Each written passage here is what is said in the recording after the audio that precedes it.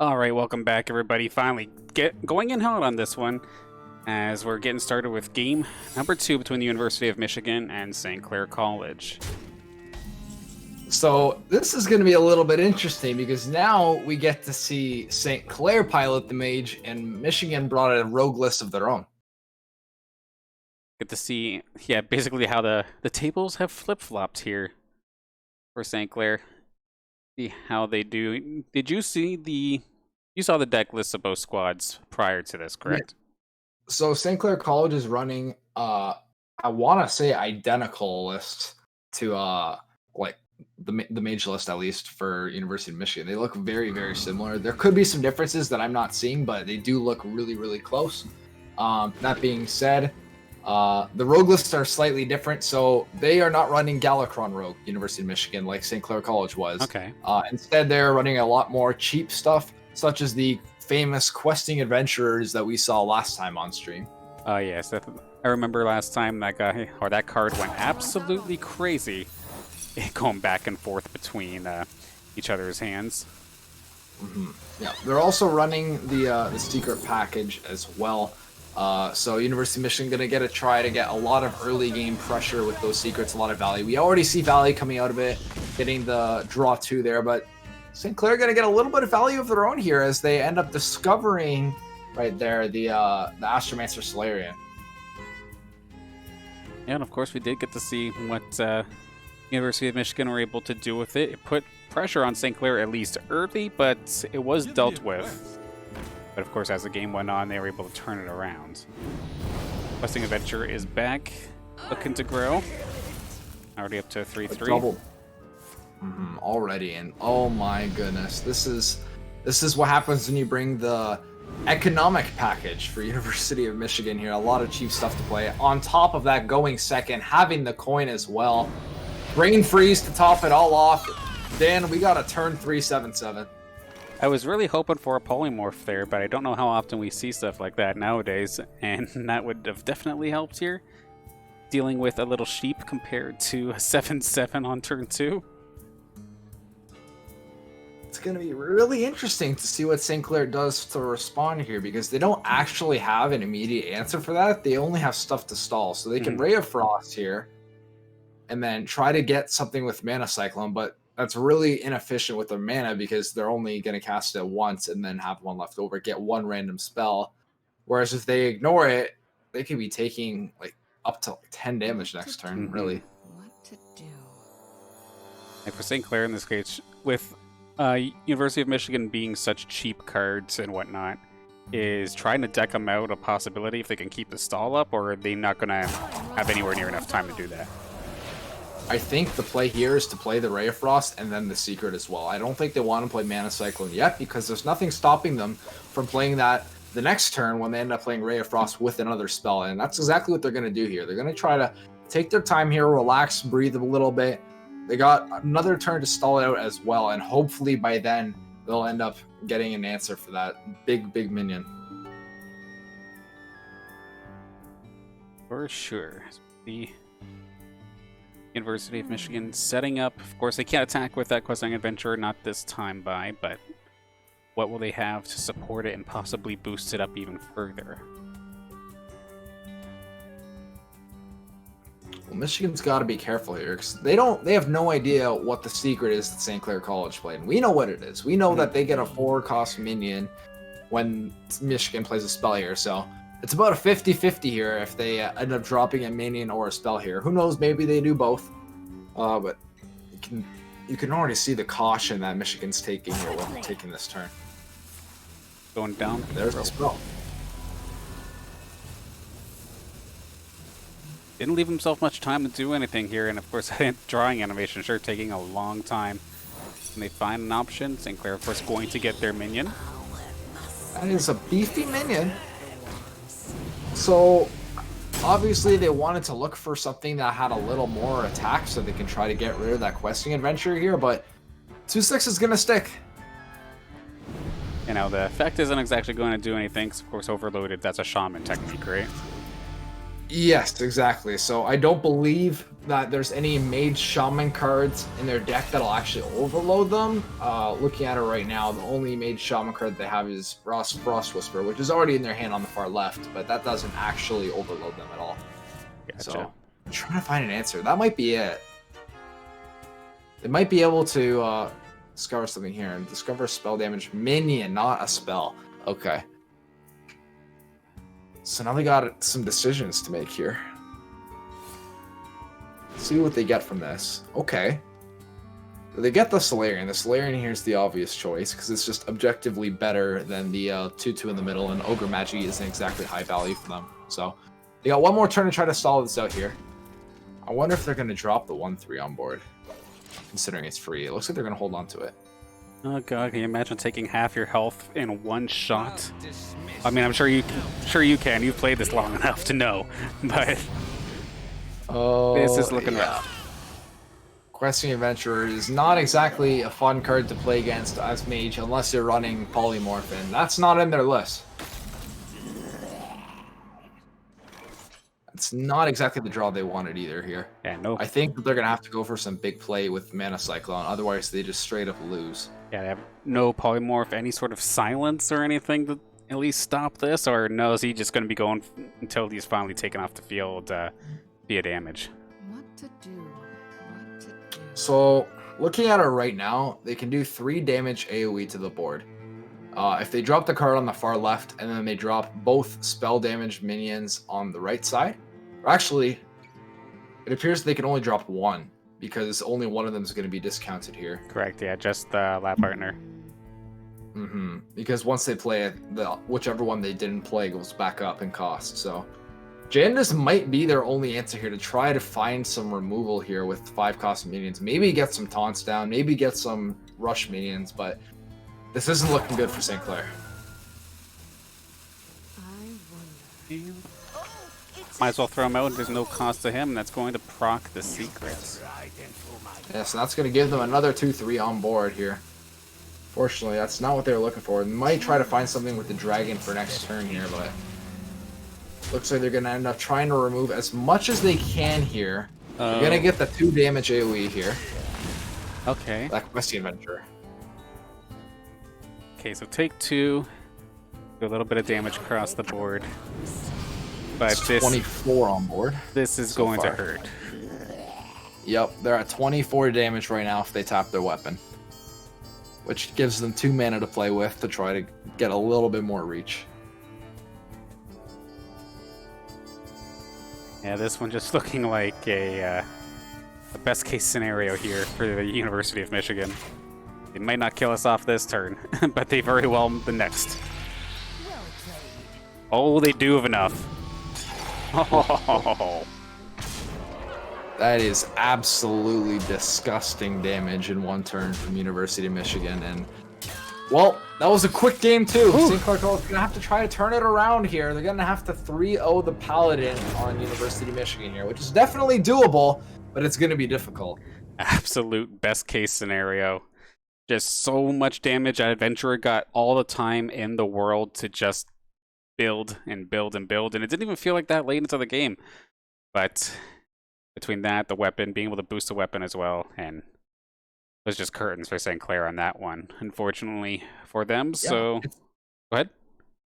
Oh, I was going to say, it seems like that they almost, like, there's nothing that they could do, as the fact that University of Michigan had everything that they needed to make sure that they won the game. There wasn't actually, there's not many things in their deck that they can actually do to respond to that, other than generating a random polymorph off of the Mana Cyclone, which they didn't seem like they had a good opportunity to, because the most that they could have ever gotten for the Mana Cyclone in 1 turn would have been 1 spell. And unfortunately for them, that's not an optimal way to try to win the game, because if you're going for that and you miss, you just lose anyways. So they tried dragging out as long as they could there, but unfortunately not going to be enough for them. Yeah, eventually you run out of resources, and then you kind of bite the dust. But thankfully, we're not going to have to go into a break, because we're going to hop right into the next game, as this time it's all up to St. Clair if they could take care of this Paladin. Reverse sweep incoming, pause champ. Absolutely. We'll see if they can pull it off here. That's not a bad hand to start with, especially into a Paladin. Now, looking at the Paladin deck list that University of Michigan is bringing, as well as St. Clair's, they're both running. I'm not sure if I'm pronouncing this wrong, but they're both running Libram. I don't know how to pronounce it, but they're both running that deck list, that archetype for Paladin there. So they can get some insane mid-game value with it. Basically, they can play a bunch of cards that can discount basically the rest of their deck, or at least the part that matters, as well as get some insane value from those cards in the first place. So it's definitely a mid-range tempo-oriented deck that can scale really well into the late game here. So it's going to be interesting to see if St. Clair College can try to put them in lethal range before that all happens. Yeah, your pronunciation is as good as mine will ever get in regards to that card. But we'll just have to see how that turns up. It feels like it's been a little bit since I've seen a Paladin, but it sounds like this is getting at least a little bit more popular as of late. Yeah, Paladin's definitely fallen out of meta in the most recent couple of expansions here. I haven't really seen too much of it other than the deck list that we're seeing right now, only becoming a little bit more powerful now with the cards that it recently got in the newest expansion. And seen a little bit of Murloc Paladin as kind of like a target-oriented deck if you're trying to go for like an aggressive conquest thing going on there. But looks like St. Clair College here, they don't have too much to do this turn. You can either hero power or just play magic trick here, and that might not be a bad idea for them to try to see if they got some more intel going into next turn. Frostbolt's pretty good. I like the Frostbolt. Yeah, it can't go wrong. Oh. Frostbolt is basically... Oh, interesting. So Frostbolt is essentially better Icicle. Unless the target is already frozen, then you do one less damage than Frostbolt would do, but you end up drawing a card. So it's situationally better, but for St. Clair, they actually have a card that enables that card in their hand, which is Ray of Frost. Yeah, I mean, it's already ready to line up, so might as well try and get the extra card out of the deal. Now, who do we have here? The Divine Shield, Death Rattle. Prime. Okay. St. Clair has an option here. They could either hero power trade and do nothing this turn, or they can kind of go off here. So what I'm thinking that they do, they play the Sorcerer's Apprentice, right? They play the Ray of Frost to freeze the minion, right? They play the other Ray of Frost, or they can use Icicle to clear it off, or what they can do, they can play Devolving Missiles here, and then end up transforming that so it becomes useless. But it looks like they're going for the first option. They're going to opt to get the extra card via the Icicle, and then they do have a draw for next turn. Now, Devolving Missiles is a one-of card in their deck, and that actually would have been an out for them last game. So that's something I overlooked. They could have drew that card, and if it hit the Questing Adventurer, it would have transformed it into a random 2-draw minion, which is a lot better than a 17/17. Absolutely, but for your only, I guess, sort of silence to be based off of random, that scares the crap out of me. Yeah, exactly. But unfortunately, it didn't matter. They ended up not drawing it anyway, so they didn't even get to take that RNG shot. But now it seems St. Clair College here, they're going to have an interesting turn for us. They don't actually have that much to do here. University of Michigan, they're going to have to get rid of that card. Otherwise, St. Clair gets added value with their draw on the next turn if they choose to play that spell on the right. So they take this poor lab partner and take all his attack away, but it's not like he's really there for attacking anyway. Just there. He's just there to buff up the spells. He only does 1 damage. That's not why they're doing that. They're trying. I think they're just playing the card just to try to get something on the board here. And the heck, a Leper Gnome. I haven't seen that card in a minute. Oh my god, I have those on my deck because I'm a free-to-play scrub. Yep, free-to-play package 101 Leper Gnome. And seems like St. Clair here, drawing the Mana Cyclone here. It's not a bad idea here for them to just play that Cram Session here and play the card as well, the Cram Session, to try to get even more value. And they're going to do it twice here. 4 mana, draw 4. Not bad. Cramming it in even harder than your teacher just forgetting to flick the switch on a Blackboard assignment, am I right?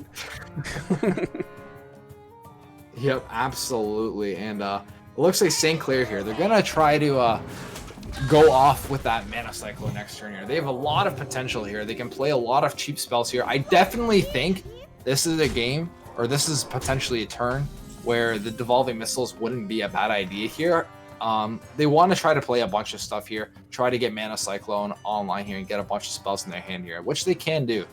So it's going to be interesting to see if they try to deal with it with the Devolving Missiles, or if they just try to stall with Ray of Frost here. And it looks like that's what they're contemplating right now, and that's going to end up getting rid of a lot here. So yeah, they're definitely going for that Mana Cyclone turn here for sure. Okay, because yeah, I was just thinking to myself, why would I use that on that minion? But exactly like you were saying, of course, Mana Cyclone about to be dropped in. Let's see what they get because of it. Spell, and those are not bad spells to get. They can get a lot of value out of Learn Draconic there, getting a 6/6 dragon for basically 1 mana whenever that comes out.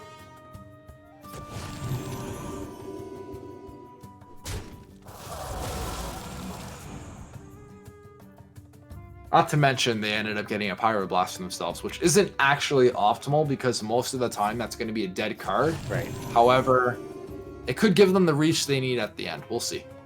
Yeah, oftentimes you see this kind of as a finishing blow, if anything. But yeah, it's not one of those cards that you would bring normally, that's for sure. Yep, absolutely here. So it's going to be interesting to see what they do here. It seems like they're going to go off here. They're trying to get that Mana Giant as low as they can to try to get it discounted, because keep in mind that's going to stay as an 8/8, but every time they play a spell that didn't start in the deck, it's going to get discounted even more, and it looks like that's what they're going to try to do here. So they're dropping Wand Maker here. Let's see what spells they get. What spell they end up getting? Arcane Missile, so they can actually play that this turn if they want to. And if RNG is good enough, they might end up, if they can hit 3 or 4 on that, which is unlikely statistically, but it is possible. So let's see what happens here. We've seen crazier things. Can they hit? Oh, right in the face. That is probably the least optimal outcome for St. Clair College, but nonetheless, it's a little bit of poke damage to face, chunking down those minions a little bit, and they can end up trading into them for themselves later on. I could focus in and take on or take out one of these creatures or something. Nah, let's just tickle everybody. Those Arcane Missiles doing what they please. University of Michigan respecting the spell damage here on St. Clair College, knowing that basically their entire deck has synergy with spell damage, so they want to try to get rid of that, and that looks like that's exactly what they're going to do.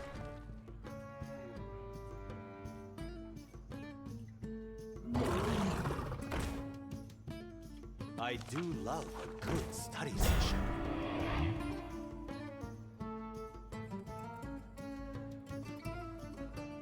So keep in mind here, while Michigan's doing this, they're actually running out of ammunition in their hand right now. Down to 3. If they keep on going here, they're going to be down to 2 cards. Definitely hesitating as to what they want to do. And these are those Librams that we were talking about earlier, and they're already discounted, so a little bit interesting here. I'm going to be interested to see what St. Clair does here. They might try to discover some spells here with their legendary spell in the middle there. See what they can get here. Wouldn't be a bad idea, considering that'll also discount Mana Cyclone in the process. So they're going for the Arcane Missiles first. So they want to get rid of as much as they can here, so they have as many options as they can for the fill your hand spell. And ooh, baby, we got some fun in this hand. Absolutely. Of course, you mentioned Yogg-Saron earlier. Of course, 10 mana, and they're going to actually opt for it, so we're going to have some fun in a little bit. Yeah, that card is really interesting because it could obviously bite them in the butt, but at the same time, it could really, really help them if it's like a last resort kind of play. And it believe me, it can happen pretty easily. Conjurer's Calling, unfortunately, not going to hit the kind of minions that they wanted to. They wanted to try to get some really high cost, or high statted minions rather, for 8 mana, and they ended up hitting 2 5/5s that cost 8 mana instead of the 8/8 that they had before. So fortunately, they can University of Michigan's going to be able to trade into that pretty easily here. But it is a buff nonetheless. Yeah, one that's going to be traded out, though, so at least that big taunt minion is out of here. But, of course, they're just going to keep using that Libram just to constantly buff one thing at a time. Seem. And they very well might clear this up. Yep, so essentially, those Librams are going to constantly go back to the Paladin's hand at the end of, basically, whenever the minion that they play it on dies, unless St. Clair College were to do something to try to silence it. Otherwise, that's pretty much free value for University of Michigan, because those are going to cost 0. Yep, and we've seen already the lack of silence in this mage deck here from St. Clair. It's going to flood the board with a couple cheap minions, put the Libram on once again, and probably call it a turn.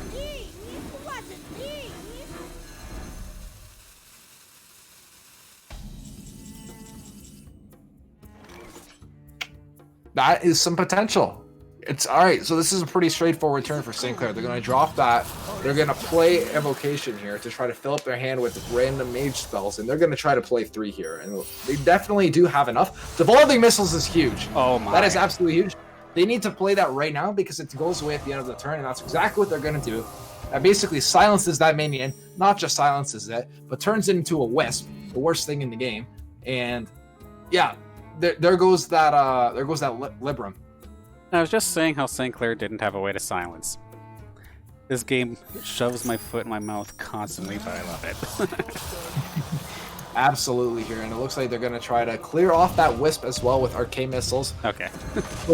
Third one hits. Thankfully, they got a little bit screwed in the first one that they did that, but end up helping them this time. And going into turn 10 here, it's going to be really interesting because they have the Conjurer's Calling here for next turn, plus whatever they draw. Otherwise, it's looking like a puzzle box turn for when they want to do that.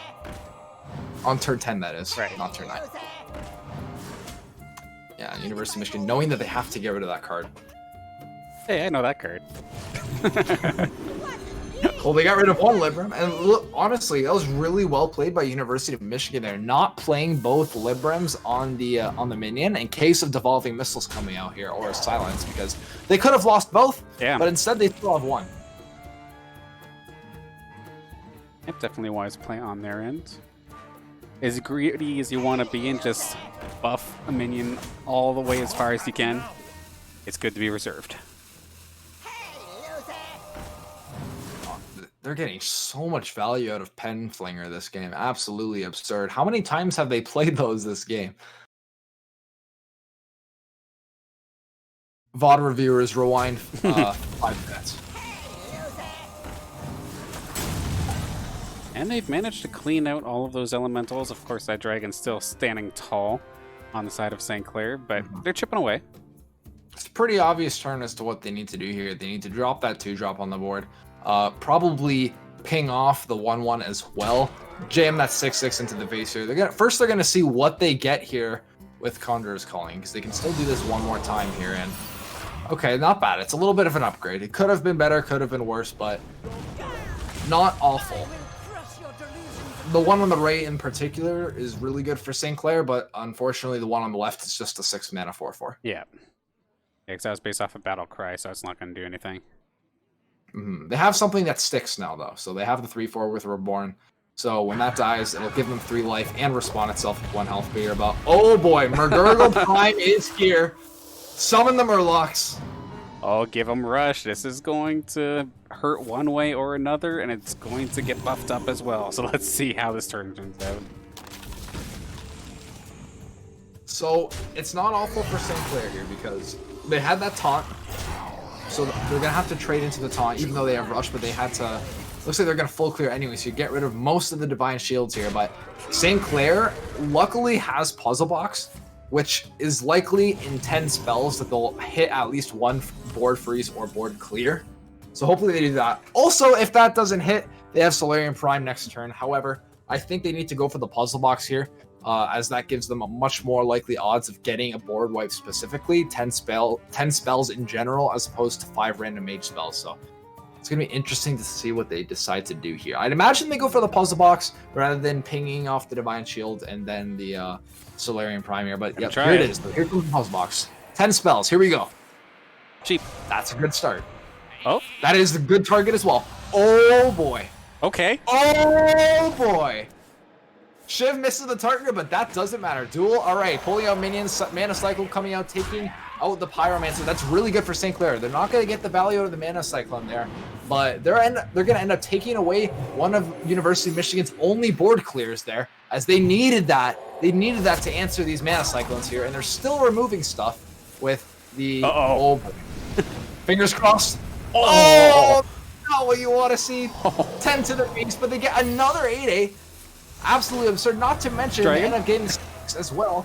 Okay, Dan, yes, they took 10 to the face there. That is absolutely worst case scenario with that Pyroblast, but guess what? Worth? We'll see. Because that Wild Pyromancer, comboed with Equality, is one of University of Michigan's literally only board clears in that entire deck. Okay, so that getting traded out so quickly then, that's pretty solid. They still have another Wild Pyromancer.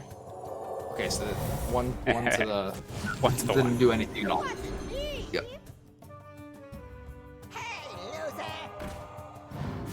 I'm really interested to see what they can do here. I've copied each spell you cast on friendly characters. Okay, so they just got a ton of Librams. Okay. Okay. Super I see sheep. How this deck works. Super sheep go. Yeah, of course they're picking the sheep to go for the memes. Of course, it seems like University of Michigan. Not only is that an optimal play for them, but it also kind of goes with the meme of the big sheep. Oh my gosh. I don't think they have to play a lot of cards really fast here because they're going to trade that in. They get all of the Librams back. Right, they can do it again if they want to. Oh, wait a second, Dan. That Murloc has Wind Fury. Yep, that could be scary. Can he kill him? I'm not sure. I haven't done the math as to how many they have in their hand here. But if that hit... Yeah, if that gets to 6-6, I'm pretty sure that's game. Because they have 4 more on board as well. Alright, so the rope is over. They already acted. They typed well played. We'll see if it's BM or as if they actually got it in time. And it looks like that they got it. They're going to spin this around, and they're going to be able to clean it out. Holy smokes. It looked so good for St. Clair College with that puzzle box of Yogg-Saron, but unfortunately, University of Michigan, they had the right cards at the right time, and that was not the first time that we saw that tonight. Best, like, almost best case scenario once again. Like, yes, they had the random spells come out, but one of those spells targeting, getting Wind Fury, it's just a little 1/1 minion. Doesn't look that harmful. Buff, buff, buff, buff, buff, and just go. And they had enough extra minions in the back to supplement the finisher in that one. So heartbreaker here for St. Clair, as that's going to be a 3-0 loss to University of Michigan. Yeah, and honestly, if I'm St. Clair College here, I wouldn't take this loss too much to heart because compared to like what we saw on broadcast last time, you could tell St. Clair College that team was all on the same page for a lot. They were doing their turns very clean and not rushing before the rope. And I can't think of any specific errors that pop out of my mind tonight. I think that if I was still playing with them, that they would have did exactly what I would have done. And I think that they played really, really well. It's just unfortunately for them, they just got the short end of the stick this one, which was already a really big improvement compared to what we saw last time on broadcast. That being said, they did get a win off stream, which is also really good here, but now they're really going to have to try to pick it up here to try to finish off the rest of the season. Yeah, of course, still early in the season, but of course now they are down one win, 2 losses in the varsity division. They're still going to be working for it. They still got plenty of matches, even if TESPA doesn't work out. I know OPSC is right around the corner. They had one match there earlier as well. I can't remember exactly how that went, however. But you'll still be seeing a lot from our Hearthstone team, and hopefully we can get them back on stream sometime soon when Blizzard servers decide to run properly. But thankfully, we still got this one in. Whereas I want to thank you again for being the brains and helping me here on this commentary. Always a pleasure casting with you. Yo, thank you for inviting me. Honestly, I have a blast every single time I'm on here, and thanks to you again. And we got some Rocket League coming up, don't we? Yeah, that is true. This game did finish up quick enough to still warrant it through the delays. So give us about 50 minutes or so. 9:30 is the scheduled start time as we hop over to the schedule. I believe it is going to be up next. Yeah, sure enough, Rocket League. We're going to be doing in the NACE League. We're up against University of Central Missouri. I know Mizzou themselves was a strong team, but just a little bit, I guess, borderly to them, I would assume. We'll get to see how Central Missouri pulls off. Then tomorrow, of course, we do have Overwatch for UCEA. Rocket League returns on Thursday for some UCEA action as well. Then we hit the Rainbow Six Siege weekend doubleheader. Of course, Friday, CR6 action. Saints are still doing fantastic. Akron, unfortunately, gave them their first loss. I believe it was last week. It was a good match, but we got to see them rebound. And then we have a doubleheader on Saturday. Only the one match shows up there, but the Collegiate R6 from Face It, that's going to be, I believe that's Ubisoft's league. It's going to be on Saturday at 3 p.m. Then 7 o'clock on Saturday, Call of Duty begins. So all teams functional for the most part here. Just need to get some Echo Arena action whenever that happens. But nonetheless, it's going to be a busy week. Are you excited for it? Oh, I can't wait. I honestly like this. Like, not only do I love playing in these, but I also love watching them myself here. It gives me something to do on my second monitor while I'm doing schoolwork as well. So I'm definitely looking forward to it. Absolutely. Now, that'll be it for us for now. We'll be throwing this stream to a close for a little bit, but give us about 15 minutes or so, and we will be right back with some NACE Rocket League action. Thank you all for tuning in, and of course, one final time, like always, thank you to the sponsors, everyone you see down below there. Of course, St. Clair College Alumni Association, Student Representative Council, PC Outlet, Zeckelman School of Business and Technology, and of course, Tim Hortons. Thank you all for making this happen. And once again, thank you everybody for watching, and we will see you in a couple minutes.